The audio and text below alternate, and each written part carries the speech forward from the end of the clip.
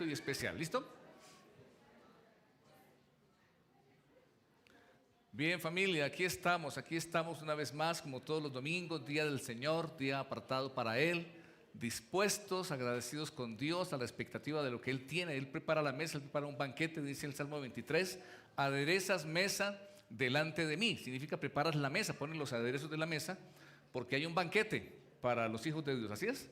Hay un banquete y los hijos de Dios nos sentamos a la mesa de Él, los hijos del Rey nos sentamos a la mesa del Rey. Un saludo muy especial. Saben que estuvimos la semana anterior en el Congreso Internacional de Senfol. Primera vez después de la pandemia se reactivó, se venía haciendo en forma virtual y fue muy especial. Estábamos esperando ese momento, anhelándolo así presencial, y estaba lleno, se copó, estaba completo el cupo. Estuvimos con Sori y Marcelito, que por aquí están, y estamos preparando un video cada uno para contarles en detalle, resumido, obviamente comprimido, pues un fin de semana extraordinario, súper especial con el Señor, con la familia de Senfol. Estábamos de 9 países representados, en total son 15 de Senfol, pero pudimos asistir en esta ocasión de 9 de esos países, y realmente, como siempre, un tiempo edificante, renovador, de mucha inspiración, de mucha motivación, mucho desafío de lo que Él tiene. Y como Él dio el enfoque del Congreso, la visión, lo que viene es misiones transculturales. Hemos sido misioneros desde el nacimiento del movimiento de Senfol, las iglesias de Senfol en Colombia y ahora en el mundo.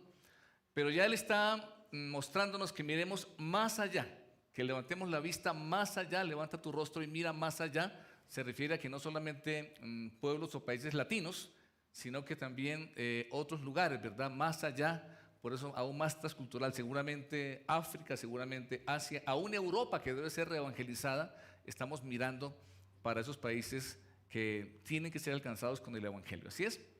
Bien, continuamos con nuestra serie Sirviendo con Pasión. Recuerden que ese es también el nombre, la frase que identifica nuestro año 2023, Sirviendo con Pasión, y eso es lo que Él viene hablándonos por varias semanas ya, y continuaremos hablando de servir con pasión.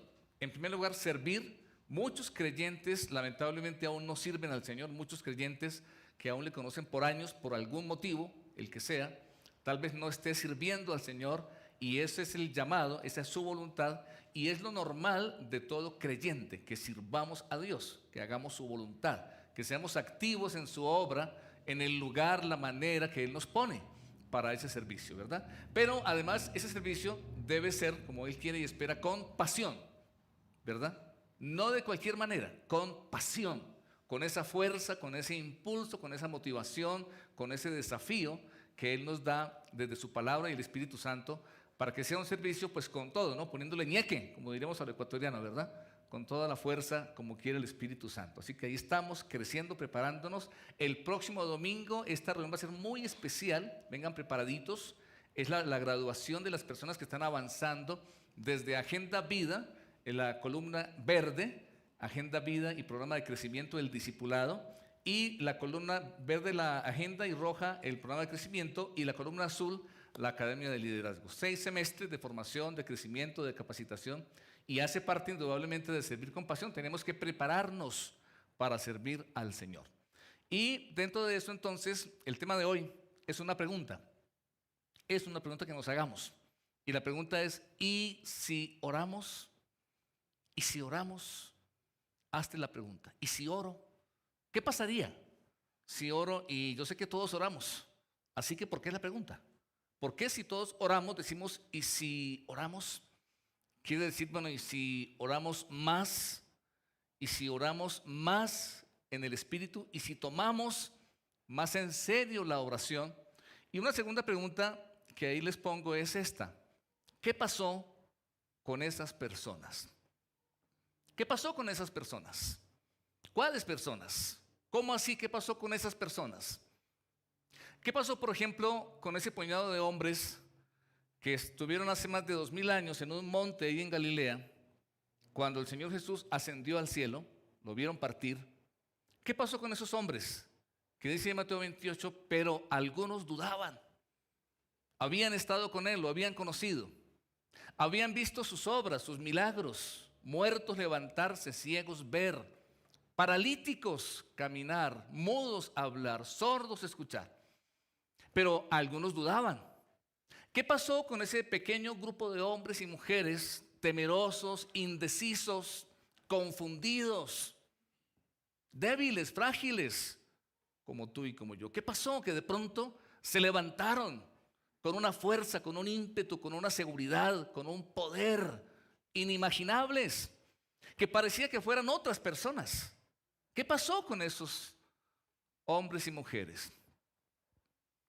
¿Qué pasó con esos estadistas como Daniel, un profeta allá en Babilonia? Un estadista, un hombre muy importante, que fue el hombre más importante y de confianza del imperio babilónico por varios reinados. Pasaban reyes, Nabucodonosor, Belsasar, Ciro el persa, Darío, y ahí estaba Daniel, permaneciendo como un hombre de influencia, como un hombre reconocido en ese mundo, ¿verdad? Secular. A veces se cree que solamente para lo espiritual o para lo religioso es esto que hablamos, de la autoridad, del poder, de la sabiduría. Pero Daniel, en ese campo de la corte babilónica, un estadista, ¿qué pasó con ese hombre que podía orar 3 veces al día? Con ese hombre que fue testigo y testimonio del poder de Dios. ¿Qué pasó con ese hombre que llegó a Babilonia como un esclavo, como un cautivo, siendo un joven? Y Dios lo levantó como un hombre poderoso que mostró la gloria de Dios en ese ambiente. ¿Qué pasó con esos generales como Josué? Un general, un militar que dirigía un ejército, además conquistador, que peleó muchas y tremendas batallas desiguales, todas desiguales en contra de ellos, y todas las ganaron, excepto una que fue por desfasarse del Señor. Y luego ganaron ahí en Jai, ¿se acuerdan? ¿Qué pasó? Que este hombre, dice la palabra de Dios, que no se apartaba del tabernáculo de reunión. Que él entendió que eso de orar no era como, hoy a veces se cree que eso es para mujeres. Una de las mentiras del mundo actual, ¿verdad? Orar, las mujeres que oren. Ir a la iglesia, las mujeres que vayan a la iglesia. Y Josué entendió que no es así, que orar es para hombres y mujeres. Es para jóvenes y ancianos. Es para ricos y pobres, cultos e incultos, para todo ser humano. La oración es algo esencial en la vida del ser humano. Y Josué lo entendió, y esa fue la clave de su éxito como general, de sus victorias. Esa fue la clave. Él lo entendía, más que estrategias, más que armas o ejércitos. ¿Qué pasó con esos reyes guerreros? Como David, ¿se acuerdan? Un rey guerrero, invencible. La época más gloriosa de Israel nunca volvió a ser igual como la época de David. Un hombre que decía, oh Jehová, de mañana oirás mi voz, de mañana me presentaré delante de ti y esperaré. Un hombre que entendió que la prioridad en su vida tenía que ser la presencia de Dios. Entendió que la oración es la vida misma y que él no podía estar muy ocupado para orar. Lo entendió cuando era un pastor, cuando fue un guerrero, cuando fue un rey. ¿Qué pasó con ese hombre que pudo vivir así como Josafat, otro rey guerrero, que ahí está en Crónicas, como Ezequías, que hoy hablaremos, otro rey guerrero? Reyes guerreros de la antigüedad. Es historia, no es religión como algunos creen, no es fantasía, no es ilusión, historia. Reyes guerreros que entendieron lo que es la oración. ¿Qué pasó con esos misioneros que están ahí en el libro de los Hechos de los Apóstoles? Qué libro tan apasionante, tan extraordinario. Historia. Libros históricos de la Biblia, Crónicas, Reyes, historia. Hombres comunes y corrientes, esos misioneros que se levantaron, y todo el mundo de esa época oyó del Evangelio, cumplieron la misión en medio del poder de Roma, nada menos, y en contra de ese poder espiritual religioso, absorbente, dominante, como era el judaísmo y todo lo que había, las filosofías de los griegos y todo lo demás. Y se levantaron estos misioneros con poder y autoridad y llevaron el Evangelio, y el mundo fue impactado por estos hombres y mujeres. ¿Qué pasó? ¿Sabe lo que pasó? Que se tomaron la oración en serio. Que se tomaron en serio esto de orar. Para ellos orar no era algo para el tiempo libre. Para ellos orar no era algo simplemente para los templos, o para cuando de pronto solamente bendigo los alimentos o estoy en un aprieto. Entendieron cada una de estas personas en diferentes contextos y momentos que la oración es la esencia misma de conocer a Dios. Esa relación con Él, esa relación viva con el Dios eterno, con el Creador, con el gran yo soy, al cual se le puede conocer y podemos y necesitamos estar en su presencia. No hay nada comparable a la oración porque es estar con Él, pero si la oración es simplemente repetir un rezo sin sentido, pues es muy aburrido y no tiene nada que ver con la oración. Se tomaron la oración en serio.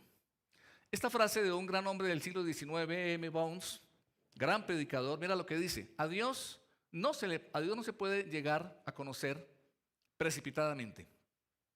Como sobre todo en esta época todo es precipitado, rápido, a la carrera. Oraciones cortas, flash, ¿verdad? Superficiales.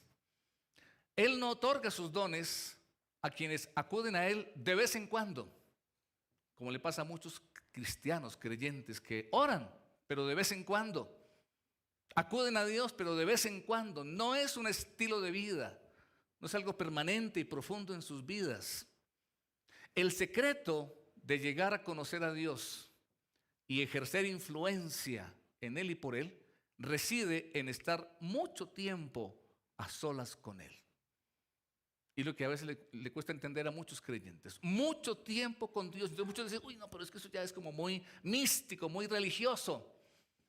No tuvo nada de místico para esos reyes guerreros, para esos generales, para esos estadistas.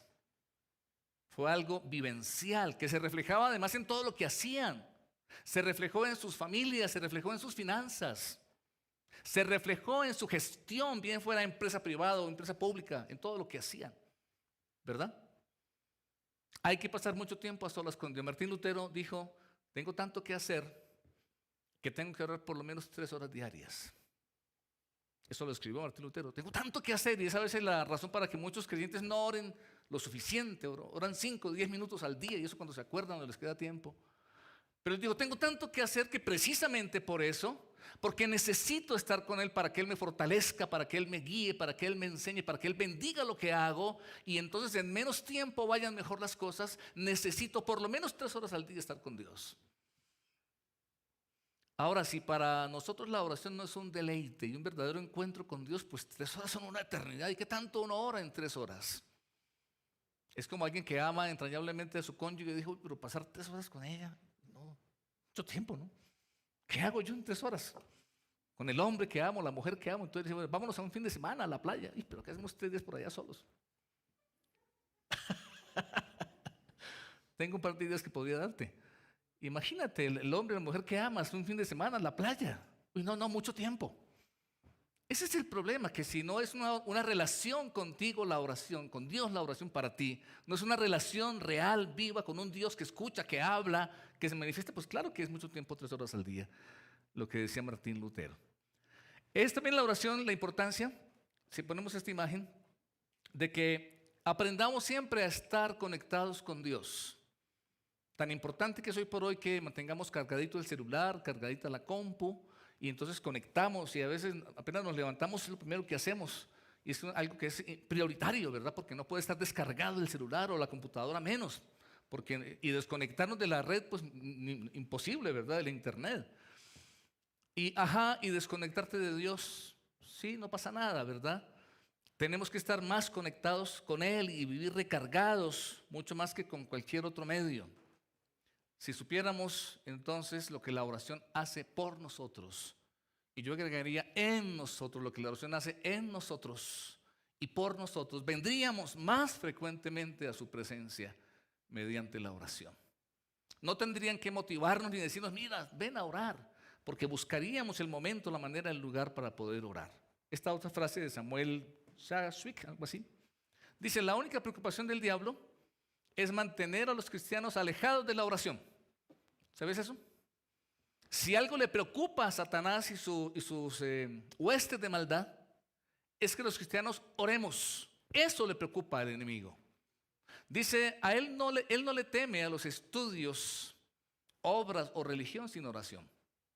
Todo esto que Él nos ha dado es hermoso, pero capacitarnos, estudiar, herramientas, estrategias, trabajo sin oración, eso no le preocupa al diablo. Es más, dice, sí, háganlo, ocúpense, con tal de que no oren.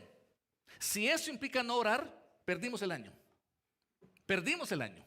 Si aún el ministerio mismo, aún el servicio mismo a Dios, como Marta, que estaba sirviendo a Jesús, ¿te acuerdas Marta, afanada y turbada? sirviendo a Jesús. Si aún el mismo servicio al Señor, el ministerio, me ocupa tanto que no puedo orar, pues perdí el año. Y eso no le preocupa a Satanás.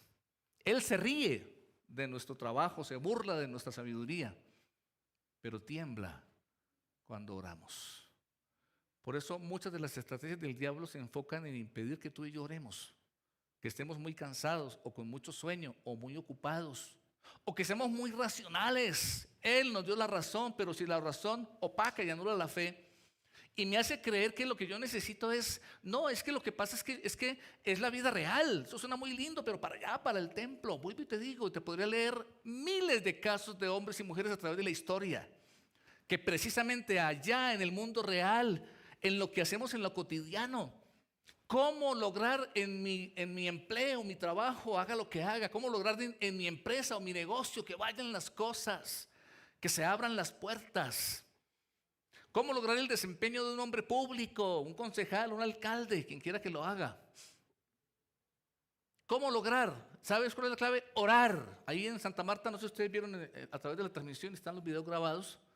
Uno de los testimonios fue de un hombre llamado Braulio, que fue alcalde de una ciudad de las principales en Colombia, Yopal, capital de departamento. Y hace 20 años, él lo contaba ahí en Santa Marta, él era el alcalde y con su equipo de gobierno, con su gabinete y su equipo, ¿sabe lo que hacía? No se perdía congreso de Senfol, ahí se los llevaba a su equipo. Acá tienen que estar, y llegaba con ellos. Y aprendió que tenía que orar por su ciudad, y una ciudad que era una región de guerrilla, de tremenda violencia, que no podía desarrollarse y crecer. De 10,000 habitantes pasó a más de 100,000 habitantes. Y de una región pobre y en crisis pasó a ser una de las más prósperas en Colombia. Mire usted la historia, lea sobre el Casanare en Colombia. Porque un hombre se levantó y entendió que tenía que ser un alcalde de una ciudad, pero que tenía que hacerlo a la manera de Dios, guiado por Dios, capacitado por Dios. ¿Y sabe lo que se hace en Yopal todavía? Un ayuno de la ciudad. La ciudad ayuna y se unen todos los creyentes, aún católicos y protestantes, y ayunan por Yopal. ¿Qué le parece eso? Encabezados por el alcalde de la ciudad. No es que es para los templos, gran mentira. No, no es solo para los templos. Es para la casa allá, para que podamos tener un matrimonio donde nos entendamos. Es para el hogar donde los hombres seamos capacitados por Dios para ser la clase de esposos, de cabeza del hogar que nuestra familia necesita. Es Dios en el hogar para que las mujeres logren ser ayuda idónea y seamos un equipo y no una competencia en el hogar. Y así en los colegios, en las universidades. ¿Han visto lo que está pasando allá en Asbury, en los Estados Unidos? ¿Han leído sobre eso? Una universidad, un profesor se le ocurrió hacer un devocional, una universidad cristiana, y él empezó a orar con un grupo de estudiantes. Duraron más de 12 días, creo que como 13, 14 días orando, y se levantó un avivamiento. Y se extendió a otras universidades. Algo sobrenatural, algo nunca visto. La gente atraída a la presencia de Dios. La gente quería orar y no querían parar de orar. Y pasaban días orando, sin cansarse, sin un programa, sin un protocolo, porque era un encuentro con Dios. Cuando nos damos el tiempo y nos ponemos a orar, pasan cosas sobrenaturales. Y entonces comenzamos a aprender a pensar y movernos en ese mundo sobrenatural que es el que determina sobre el mundo natural, y lo vamos a ver hoy de una manera muy clara. Les mandamos en la invitación esta cita bíblica, Filipenses 1, y quisiera que abras en tu Biblia, por favor, Filipenses 1 del 9 al 11. Y bueno, quiero que me sigas ahí, yo voy a leerla en la Reina Valera. Y luego en la Reina Valera revisada. Capítulo 1 de Filipenses, 9 al 11. Dice la palabra del Señor: esto pido en oración, que vuestro amor abunde aún más y más en ciencia y en todo conocimiento, para que aprobéis lo que es mejor, a fin de que seáis sinceros e irreprensibles para el día de Cristo, llenos de frutos de justicia, que son por medio de Jesucristo, para gloria y alabanza de Dios. ¿Qué te parece esa oración? Si de alguna manera podemos aprender a orar, mejor y más efectiva oración es en la Biblia, orando con la Biblia. Y mira esta oración tan espectacular que hace aquí el apóstol Pablo. Cuando vayas a orar por ti mismo, por tus hijos, por tus discípulos, esa es una muy buena manera de orar. Señor, te pido en oración que por ti mismo, que mi amor abunde más, aún más y más, en ciencia y en todo conocimiento. Cada frase es muy profunda, por ejemplo eso. Que el amor no sea solamente emoción, sino dice que el amor esté lleno de ciencia y conocimiento. ¡Wow! Así que tiene que involucrar la inteligencia y la sabiduría. ¡Qué tremenda petición, qué tremenda oración! Y dice el versículo 10, para que aprobéis lo mejor.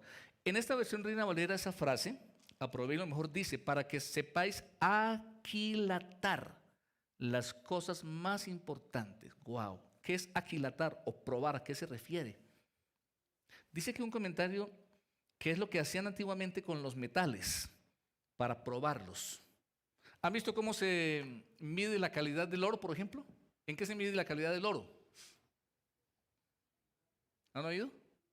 18, 24, ¿qué? Quilates, en quilates. Por eso dice aquilatar. Entonces la frase en el griego significa para que ustedes sepan cómo probar, cómo medir, cómo, algunos traducen las versiones, cómo elegir lo que es mejor. Es que el problema en la vida nuestra es que no sabemos aquilatar, no sabemos probar, no sabes distinguir. Es que no es lo mismo el oro de 18 que el de 24. Es que en la vida hay muchas cosas importantes, pero hay unas que son más importantes. Claro que es importante el trabajo, claro que es importante el dinero, se necesita. Y muchas cosas más, el conocimiento, el talento.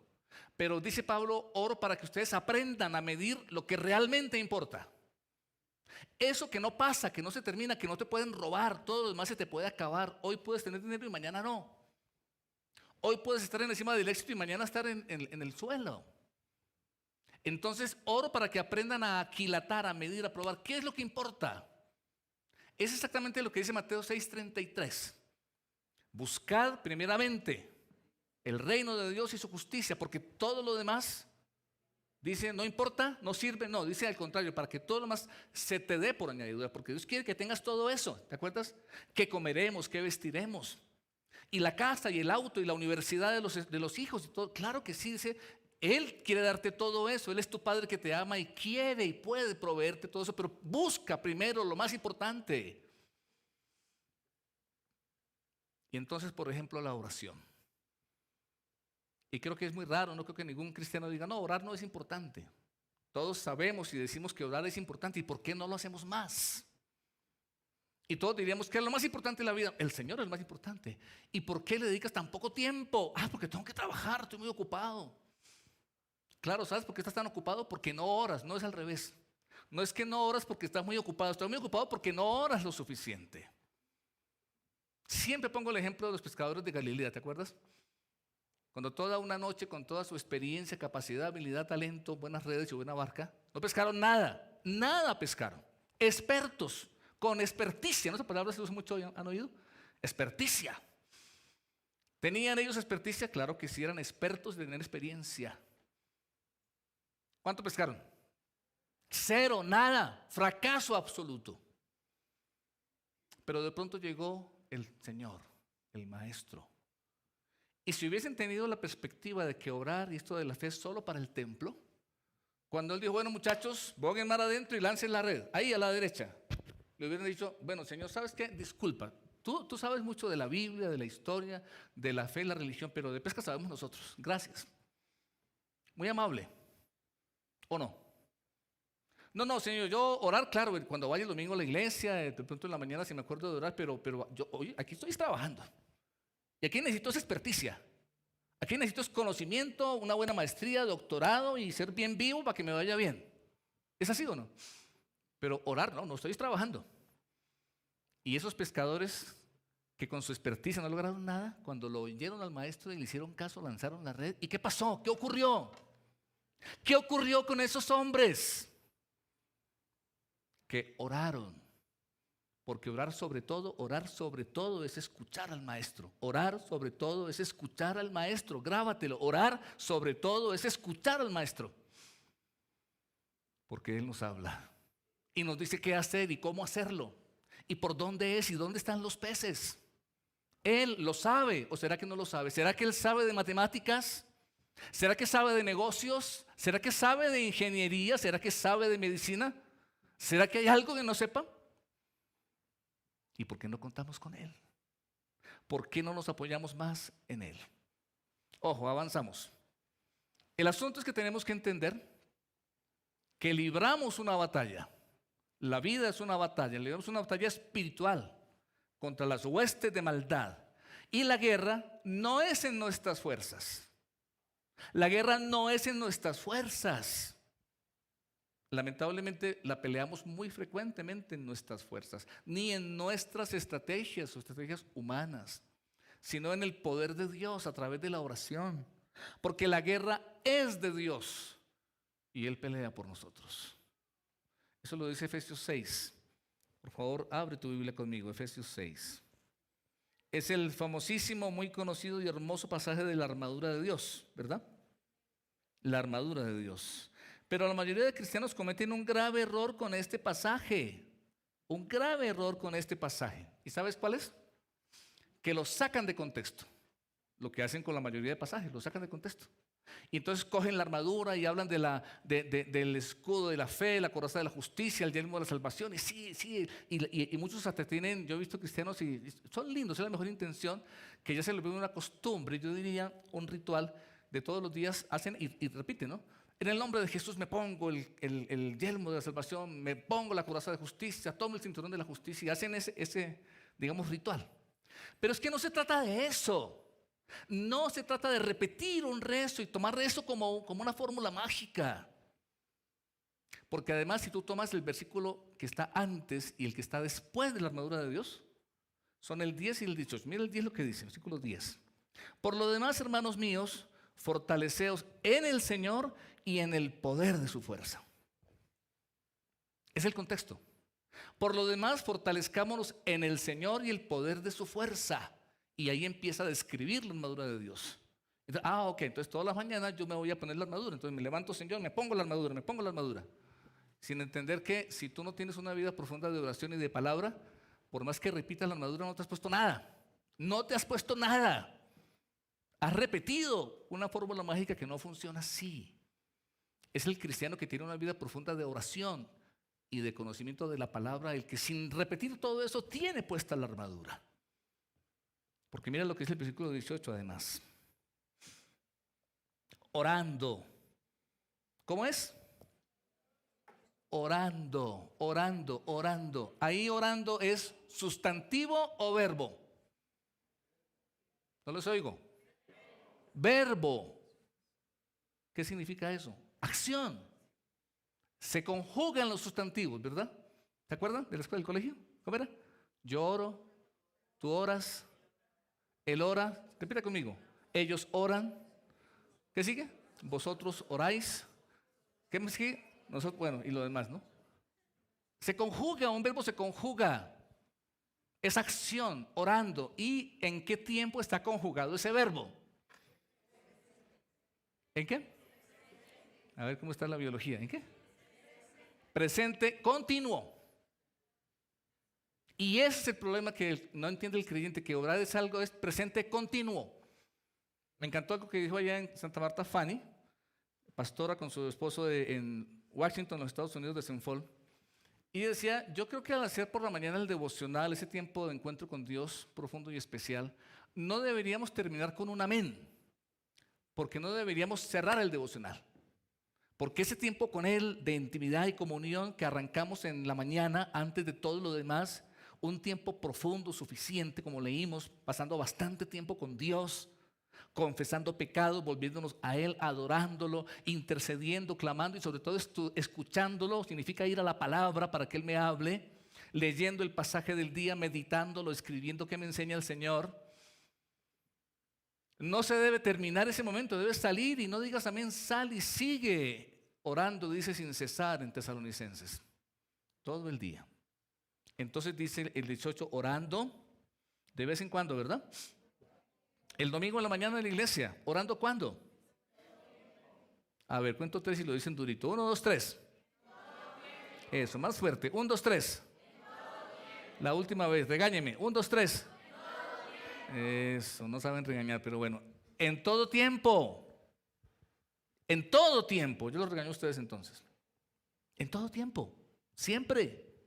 Siempre, siempre. La tendencia es que la gente ora cuando está en crisis, pero cuando todo va bien, hay harta plata, la cuenta está llena en el banco, tengo una buena casa, gano más de lo que necesito.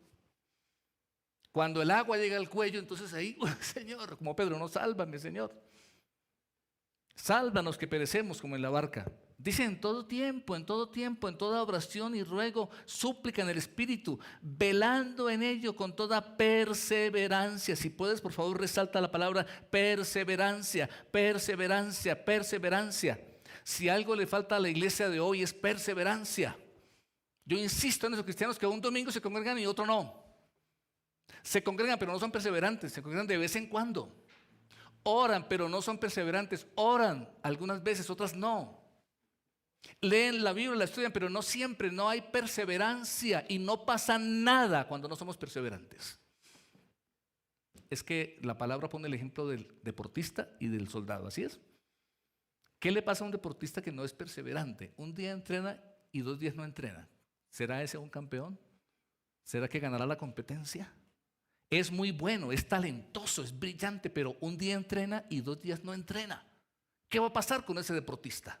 Por bueno que sea, por brillante que sea, no va a ganar la carrera. Si algo falta es perseverancia. El soldado se entrena, a veces sí, a veces no. Ese es uno de los grandes males de la iglesia de hoy. Sácalo de tu vida. Decide convertirte en un creyente perseverante, consistente en tu vida espiritual. Vamos a ver de la vida real, historia una vez más, la experiencia de Ezequías. Segundo libro de Crónicas. Cuando ustedes estudian la Biblia, esto se aprende en el nivel verdecito, en Agenda Vida. Se aprende ahí que hay libros históricos en la Biblia y hay libros poéticos y hay libros proféticos. Entonces en los, por ejemplo, proféticos y poéticos hay bastante lenguaje figurado. Ten en cuenta eso. Si está leyendo Isaías, Jeremías, Salmos, Proverbios, que son proféticos y o poéticos, hay mucho lenguaje figurado. Simbólico. No hay que tomar todo literal, hay que ver qué significan esos símbolos, esas expresiones simbólicas. Pero si es un libro histórico, es literal. Hechos de los apóstoles, los evangelios son históricos. Crónicas, Reyes, historia. Historia. Y la historia se comprueba con testigos y está comprobada, es historia. Existió un rey en Judá llamado Ezequías. Y lo que vamos a leer no es un cuento hermoso, fantasía, es una realidad que ocurrió con un hombre que era un rey guerrero. Capítulo 29. De Segundo de Crónicas, versículo 1. Me voy a ir un poco rápido, atento, pilas, 5 sentidos para que no te desconectes. Comenzó a reinar Ezequías siendo de 25 años. ¿Dónde estamos? En Segundo de Crónicas, búscalo. Segundo de Crónicas, capítulo 29, versículo 1 en adelante. Comenzó a reinar Ezequías siendo de 25 años y reinó 29 años en Jerusalén. El nombre de su madre fue Abías, hija de Zacarías. E hizo lo recto ante los ojos de Jehová, conforme a todas las cosas que había hecho David su padre. Así que sí se puede ser rey, un hombre público y hacer lo correcto. Sí se puede. Sí se puede ser justo e íntegro en el gobierno. Sí se puede. En el primer año de su reinado, versículo 3, en el mes primero, resalten que dice primero, lo primero, abrió las puertas de la casa de Jehová y las reparó, e hizo venir a los sacerdotes y levitas y los reunió en la plaza oriental y les dijo: oídme, levitas, santificados ahora, y santificad la casa de Jehová, el Dios de vuestros padres, y sacad del santuario la inmundicia. ¿Notan cómo comenzó a orar Ezequías? Confesando los pecados, confesando los pecados. Todas las mañanas en esta iglesia, todas las mañanas, todos los días del año, tienes un espacio en Zoom al que puedes ingresar para orar con nosotros, todos los días. Con el equipo pastoral de Senfol, 10, ya vienen 2 más a unirse. Les cuento ese testimonio, estábamos orando, Dios oye la oración, estábamos orando hacía años por una pareja de pastores que vinieran a esta iglesia a trabajar con nosotros. Y humanamente hablando y económicamente hablando no había cómo. Pues llegan dentro de un poco más del 5 de marzo, si Dios quiere están aquí, vienen de Brasil, una hermosa familia. Den un aplauso al Señor, llegan a trabajar con nosotros. Fuerte, le damos gracias, alabémosle con ese aplauso. Gracias, Señor, has escuchado nuestra oración y te bendecimos. Van a llegar a trabajar aquí una pareja pastoral a tiempo completo, van a trabajar con los jóvenes, vida estudiantil va a ser muy fortalecido, y Arca de Noé y otras áreas más. Y en las mañanas comenzamos a orar confesando los pecados, cada mañana. Y tú puedes entrar ahí todos los días. Y si tienes alguna petición o necesidad, puedes abrir el micrófono cuando se te indica o poner en el chat. Y todos, un promedio de 40 personas, conexiones en algunas de a 2, 3 personas, promedio de 40 personas orando al Señor. Todos los días, todos los días, todos los días. No sé por qué se lo pierden. Si no puedes todos los días, ingresa cuando puedas. Ahí hay esa oportunidad. Él empezó a orar confesando los pecados. Mira el versículo 6. Porque nuestros padres se han rebelado y han hecho lo malo ante los ojos de Jehová nuestro Dios, porque le dejaron y apartaron sus rostros del tabernáculo de Jehová y le volvieron las espaldas y aún cerraron las puertas del pórtico y apagaron las lámparas. No quemaron incienso ni sacrificaron holocausto en el santuario al Dios de Israel. Mira lo que está diciendo Ezequías. Me encanta. Porque ¿sabes la tendencia del ser humano? Tuya y mía y de cada ser humano desde nuestro tatarabuelo Adán. La tendencia nuestra es a echar la culpa a otras personas. Uy, no, lo que pasó en Salinas, ¿vieron es terrible lo que pasó en Salinas? Entonces comenzó, uy, sí, es que la gente y los demás son los culpables. Y todos somos buenos, menos los demás.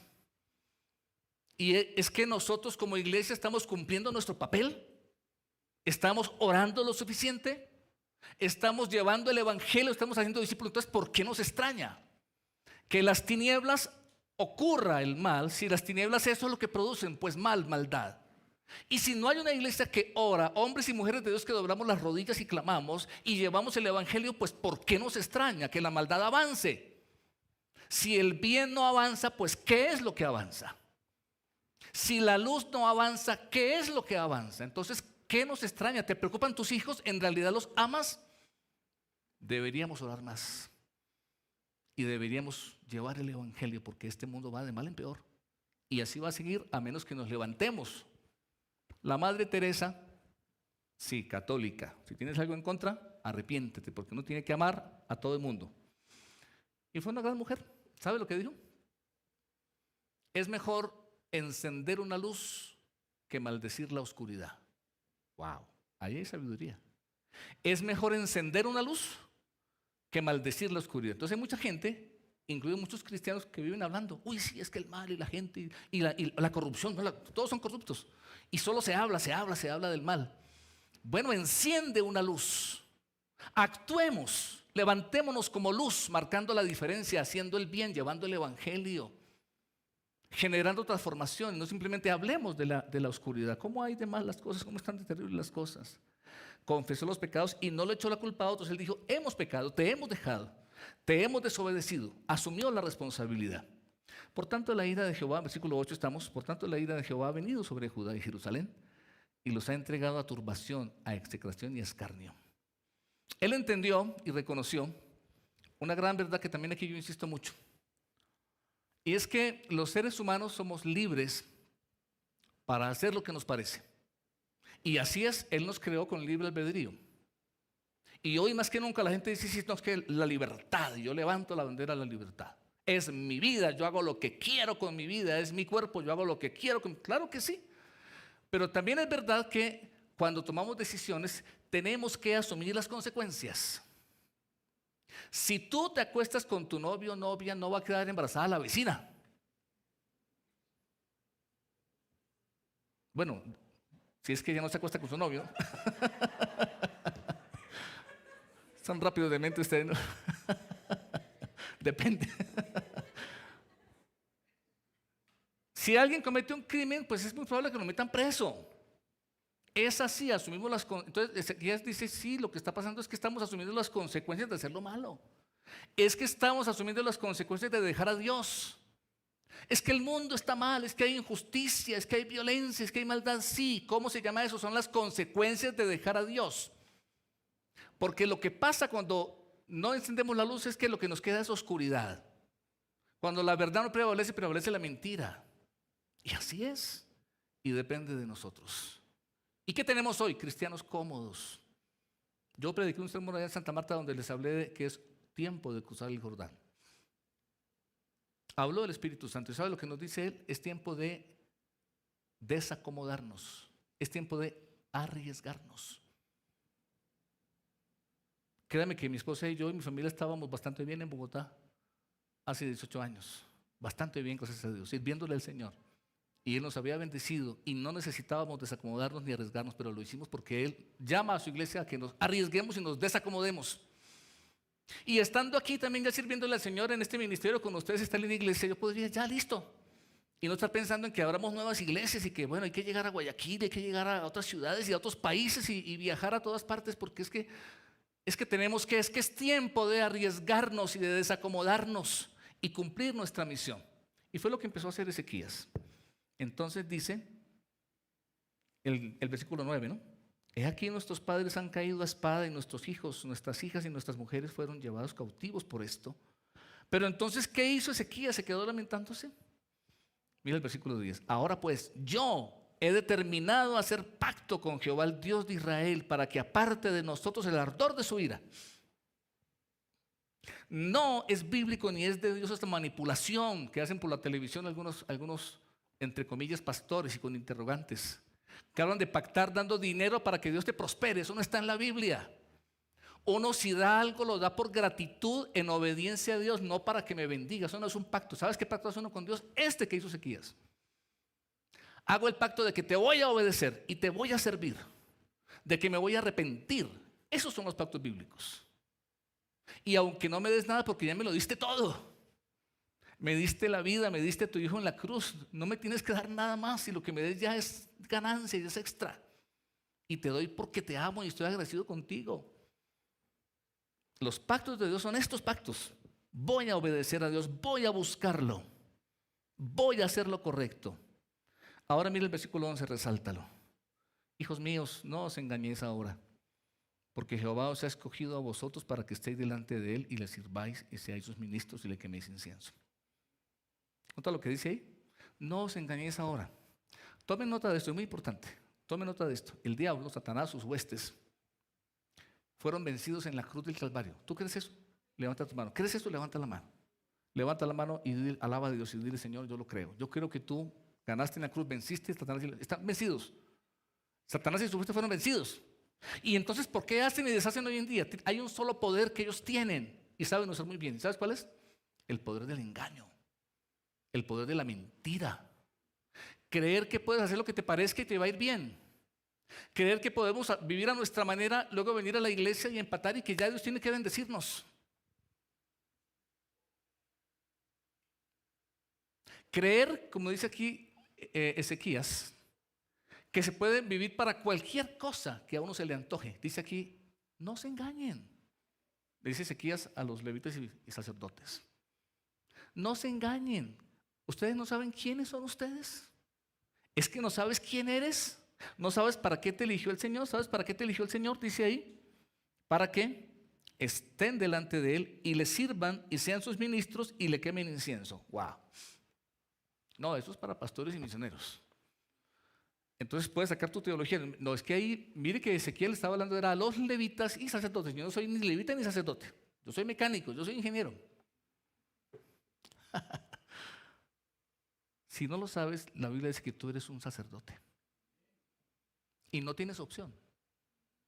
Que no quieras ejercer es otra cosa. Pero el Señor dice que tú, y no te lo puedes quitar. No es que me quito la toga de sacerdote, ya no soy, ya. ¿Verdad? ¿Cómo es que se dice? Aquí dicen, ¿cuelgo los guayos?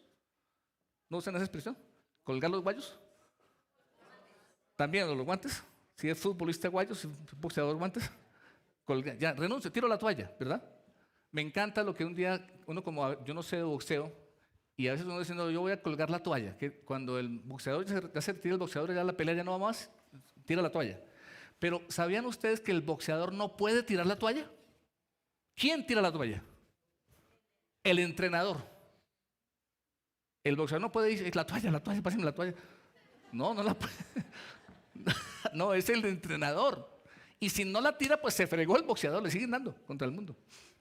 Porque el que tira la toalla es el entrenador. Entonces yo más de una vez he querido tirar la toalla, pero no he podido. Porque mi entrenador no la ha tirado y no la va a tirar. ¿Me fregué?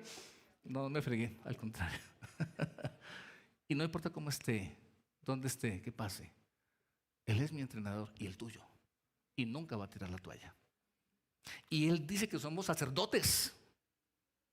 Por eso dice, hemos sido elegidos para estar delante de Él. Entonces, este rey, que entendía quién era, Mira lo que es el versículo 20. Ahí, Crónicas, 2 Crónicas 29, 20. Y levantándose de mañana, y levantándose de mañana, y levantándose de mañana, y levantándose de mañana. ¡Wow! ¿A qué hora se levantó? ¿Muy de mañana? Yo sé que tú puedes orar a cualquier hora, ya le dije que hay que orar a todas horas, pero preferiblemente el tiempo especial con Dios, de encuentro profundo y transformador, preferiblemente en la mañana. Si tú no puedes madrugar por algún motivo, entonces hazlo antes de acostarte. Entonces le madrugaste al día, porque arrancaste el día anterior. Pues mejor, ¿no? Buena esa, ¿no? Se puede. Puede ser que tú trabajas tarde y no puedes madrugar. Bueno, pues arráncate de acostarte y ten un tiempo con Dios. Levantándose de mañana. Él entendía que era la prioridad, lo primero. El rey Ezequías reunió a los principales de la ciudad y subió. ¿A dónde subió Ezequías? A la casa de Jehová, a la casa de Jehová, a la casa de Jehová. Familia, por Dios, entendamos, a la casa de Dios. Uy, entonces hay que venir aquí al templo todos los días a las 5 de la mañana. No, ni les abro. ¿Dónde queda la casa de Dios? ¿Dónde queda la casa de Dios? Haz así. ¿Lo sabías? Tú eres como el caracol. Andas con tu casa para todo lado porque tú eres la casa. Tu casa, tu hogar.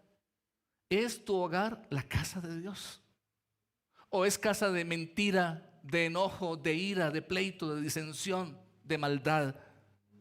¿Es tu casa la casa de Dios? ¿Y cómo se hace eso? Tú y yo hacemos de nuestra casa o no la casa de Dios. ¿Y cómo funciona? ¿Cómo se hace eso? Hay que poner un altar y un piano. ¿Y cómo se hace eso? Donde 2 o 3 reunidos en mi nombre, ahí estoy yo en medio de ellos. ¿Hay en tu casa al menos 2 o 3 que se reúnan a orar? Si es así, tu iglesia es la casa de Dios. Tu casa es la casa de Dios. Subió a la casa de Dios y dice el versículo 25 al 26: puso también levitas en la casa de Jehová con címbalos, salterios, arpas, conforme al mandamiento de David, de Gad, vidente del rey, y del profeta Natán, porque aquel mandamiento procedía de Jehová por medio de los profetas. Y los levitas estaban con los instrumentos de David y los sacerdotes con trompetas. ¿Qué ven ustedes ahí? ¿Qué activó Ezequías? ¿De qué habla? Instrumentos, música, adoración. Yo sé que la música no necesariamente es alabanza. Si se hace en el Espíritu y para el Señor, es alabanza, ¿verdad?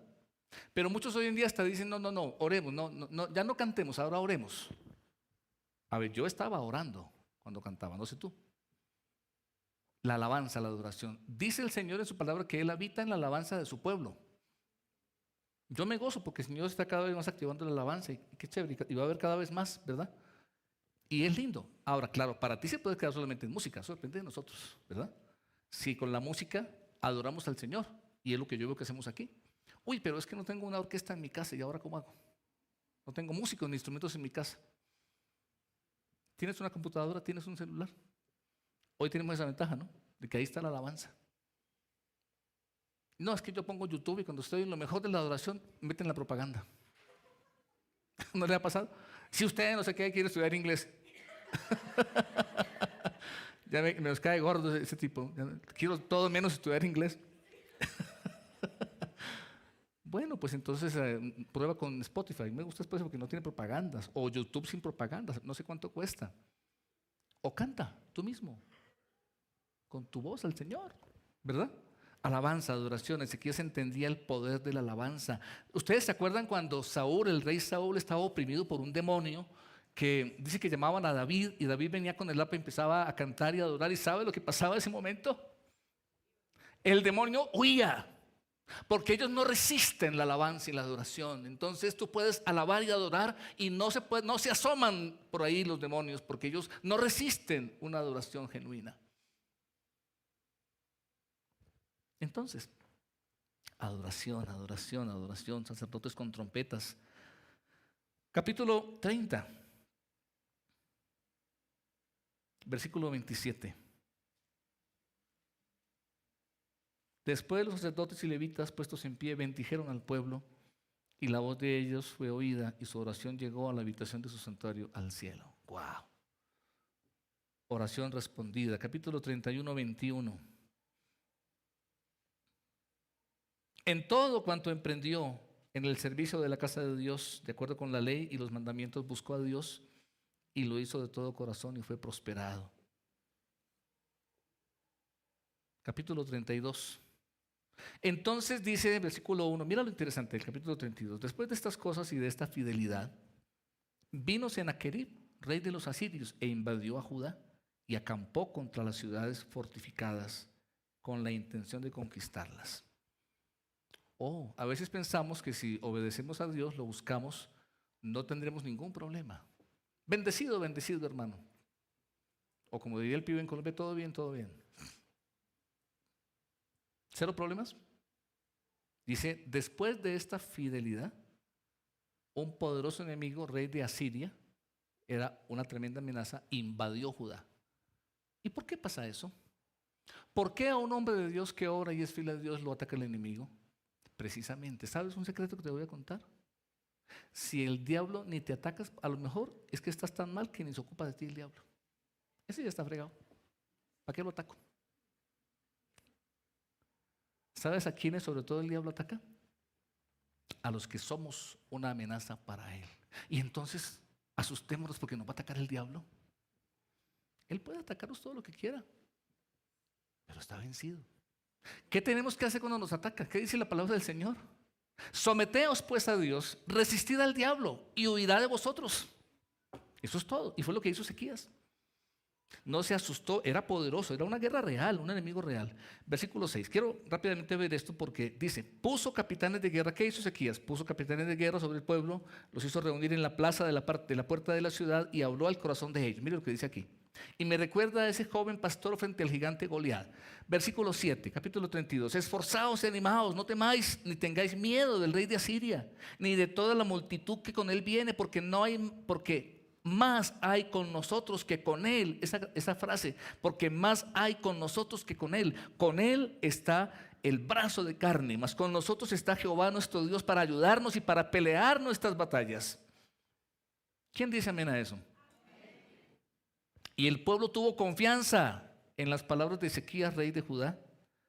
Entonces el enemigo se fue nomás. No, dice después de esto, Sennacherib, rey de los asirios, mientras sitiaba Laquis con todas sus fuerzas, envió sus siervos a Jerusalén para decir a Ezequías, rey de Judá, y a todos los de Judá que estaban en Jerusalén. Mira, a usar su poder, el poder del engaño, el poder de la mentira.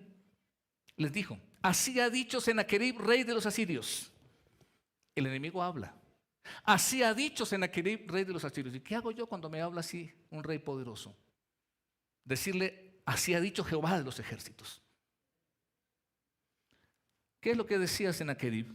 ¿En quién confiáis vosotros al resistir el sitio de Jerusalén? No os engañe Ezequías para entregaros a muerte, a hambre, a sed, al decir, Jehová Dios, nuestro Dios nos librará de la mano del rey de Siria. ¿No es Ezequías el mismo que ha quitado sus lugares altos y sus altares y ha dicho de Judá y Jerusalén, delante de este solo altar adoraréis y sobre él quemaréis incienso? ¿No habéis sabido todo lo que yo y mis padres hemos hecho contra todos los pueblos de la tierra? ¿Pudieron los dioses de las naciones de estas tierras librar su tierra de mi mano? ¿Qué Dios hubo de entre todos los dioses de aquellas naciones que destruyeron mis padres que pudiese salvar a mi pueblo con mis manos? Hasta ahí, ¿sabe lo que ha dicho Sennacherib? ¿Sabe lo que dijo? Verdades. Todo lo que dijo era verdad. Era cierto. Él y su padre habían invadido todas las naciones y ninguna había podido resistir. Dijo la verdad. Yo insisto mucho en esto. La diferencia entre la mentira y el engaño es que el engaño a veces es más verdad que mentiras. Es un gran porcentaje de verdad con un poquito de mentira. Es un jugo saludable con unas gotitas de veneno. Ese es el engaño. Todo eso que dijo era cierto, no dijo ninguna mentira. Y entonces dice, ahora pues, el 15, no os engañe Ezequiel. Está más atrás, ¿no? Dice, ¿cómo podrá vuestro Dios libraros de mi mano? Final del 14, el 15, ahora pues no os engañe Ezequías ni os persuada de ese modo, ni le creáis, que si ningún Dios de todas aquellas naciones y reinos pudo librar a su pueblo de mis manos, De las manos de mis padres, acá está la mentira. Cuanto menos vuestro Dios os podrá librar de mi mano. Y siempre frente a las mentiras o engaños del diablo, tú y yo tenemos dos opciones. Una es creerle y la otra es no creerle, sino creerle al Señor. Y otras cosas más hablaron. Y bueno, para ya cerrar y terminar, mira el versículo 20 y 21. ¿Qué hacemos contra todos estos ataques? Mas el rey Ezequías y el profeta Isaías, hijo de Amós, ¿qué hicieron? No les oigo, ¿qué hicieron? A ver todos, ¿qué hicieron? Oraron. Oraron por esto y clamaron al cielo, eso es lo que hay que hacer. Y Jehová envió, ¿cuántos ángeles? A mí me encanta el Señor, porque eran cientos de miles de guerreros. Y él dijo, no, ¿para qué mandó 5 o 10 ángeles? Con uno basta. Y mandó un ángel. A lo mejor era hasta aprendiz. No, no hay ángeles aprendices. Un ángel. Dijo, a ver, ¿quién está por ahí? Ve, ándale, acábalos. Mandó un ángel. ¿Y qué pasó? El cual destruyó a todo valiente y esforzado y a los jefes y capitanes en el campamento del rey de Asiria. Ese se volvió, por tanto, avergonzado a su tierra. Y entrando en el templo de su Dios, allí lo mataron a espada sus propios hijos. Porque con Dios nadie se mete. La pregunta es si tú andas con Dios o no. Y tú puedes decir, sí, Él anda conmigo todo el tiempo. Claro, está en todas partes. La pregunta es si caminamos con Dios, si tenemos una relación con Dios, si tenemos una vida de oración. Esa es la pregunta. Entonces, ¿qué tenemos que hacer? Orar. Y lo que ahora vamos a hacer, pongámonos en pie. Vamos a orar. Vamos a orar.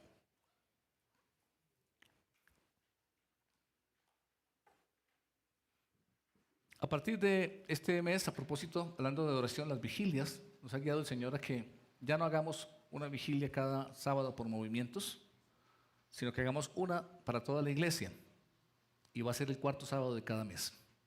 En el mes de marzo, el 25 de marzo. Un tiempo de vigilia. Cada domingo oramos aquí, las mujeres sabias oran cuando se reúnen, los hombres de verdad oran, los jóvenes. Pero la vigilia es un tiempo especial para buscar a Dios, más del promedio, no te las pierdas. Ayuno, arranca el mes en ayuno. Este sábado es mi ayuno personal. Yo he decidido ayunar el primer sábado de cada mes, un ayuno.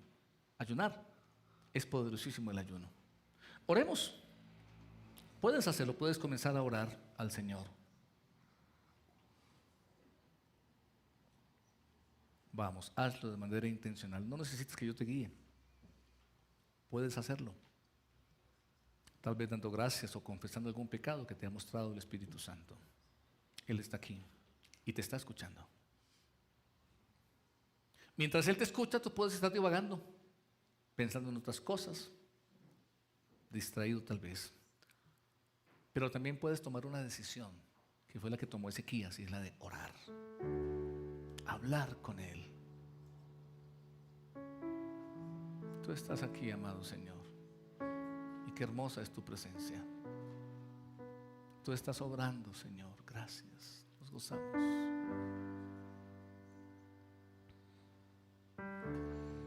Santo, santo. Las mejores maneras de empezar es adorándolo, dándole gracias. Deja que el Espíritu Santo te guíe y fluya desde tu interior. Él está ahí. Si no estás seguro de que Él está y es primera vez que vienes, puedes en este momento abrirle tu corazón a Jesús. Que Él dice, mira, estoy a la puerta de tu vida y llamo. Y recibirlo como tu único y suficiente Salvador. Aceptar que somos pecadores y que Él llevó en la cruz nuestros pecados. Y decirle con tus propias palabras, Señor, reconozco que soy pecador, que estoy apartado de ti, que estoy condenado. Y reconozco, Señor, que tú fuiste a la cruz a morir en mi lugar. Gracias. Acepto tu obra en mi lugar, tu muerte en mi lugar.